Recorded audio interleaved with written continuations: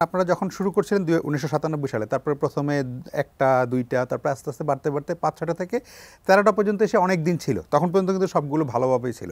তারপরে যখন সংখ্যাটা বাড়তে বাড়তে একদম 39-40-এ চলে গেল, এখন কিন্তু বিজ্ঞাপন আসলে সত্যি সত্যি সংকট।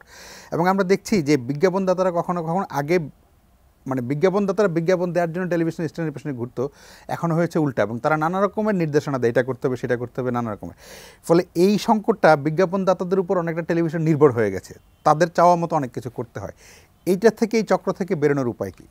আমরা যখন শুরু করি 90 দশকের শুরু করি, 90 দশকের পরে যখন 2000 সাল শুরু হলো, তখন কিন্তু এই বিজ্ঞাপনের এই সংকটটা ছিল না।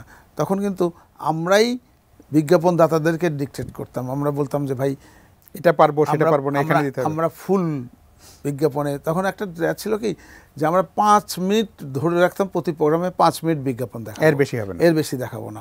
এটা কিন্তু আমরা খুব কন্ট্রোল করতাম এই জিনিসটা।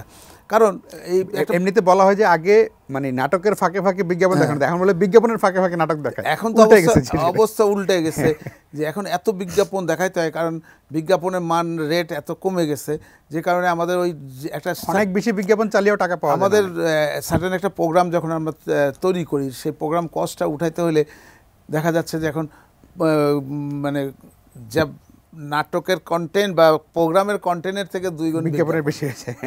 তো এই জিনিসটা এখন চলে আসছে। তাতে হচ্ছে কি যে বিজ্ঞাপন যারা দর্শক যারা, এরা কিন্তু বিরক্ত হয়। কিন্তু এই জিনিসটা আমি বিজ্ঞাপনদাতাদেরকে বোঝাতে পারতেছি না যে বেশি বিজ্ঞাপন দিলেই যে দর্শক দেখবে তা না।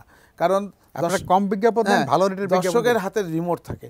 যখন দর্শক দেখে যে তাকে 5 মিনিট ওয়েট করতে হবে এই নাটকের পরের প্রোগ্রামটা দেখার জন্য বা খবরটা দেখার জন্য, তখন কিন্তু দর্শক বসে থাকে না, তখন রিমোট দিয়ে পরে চ্যানেল দেয়। এখন একটা মজার জিনিস দেখবেন যে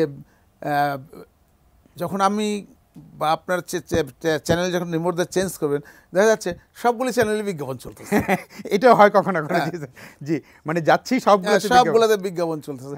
মানে বিজ্ঞাপনের হার এত বেশি বেড়ে গেছে যে লোকে তখন খুঁজে পায় না যে কী করে। তখন অনেক সময় দেখা যায় যে বিজ্ঞাপনের অত্যাচারে তারা অন্য চ্যানেলে চলে যায়, ইন্ডিয়ান চ্যানেলগুলিতে চলে যায় বা বিদেশি চ্যানেল, সোশ্যাল মিডিয়াতে চলে যায়, কারণ এত বিজ্ঞাপন দেখার মতন ধৈর্য থাকে না। এখন কিন্তু এই জিনিসটা আস্তে আস্তে সোশ্যাল মিডিয়াতেও আসতেছে।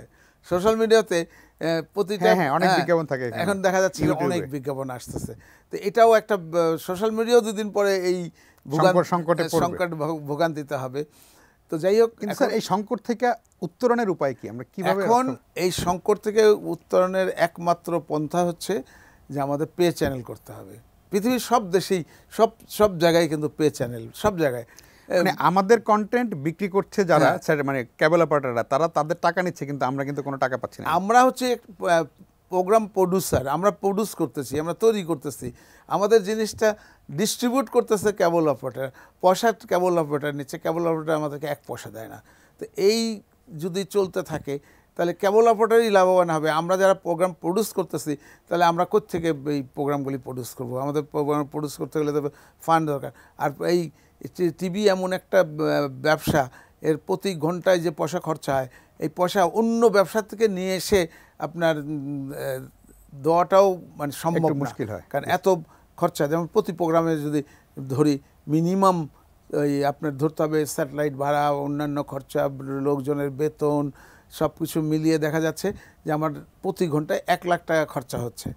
কিন্তু বিজ্ঞাপনের রেট যে হারে কমে গেছে, আর যে হারে, তাতে দেখা যাচ্ছে যে অর্ধেক বিজ্ঞাপন দিয়েও ওই টাকা উঠাতে গেলে আমার 20 মিনিট বিজ্ঞাপনই চালাইতে হবে। তাহলে তো মানুষ এটা দেখবে না। 20 মিনিট, একটা আধা ঘন্টার প্রোগ্রামে যদি এত বিজ্ঞাপন চলে, তাহলে আমি প্রোগ্রাম দেখাবো কি? প্রোগ্রাম তো দেখাবার কিছু থাকে।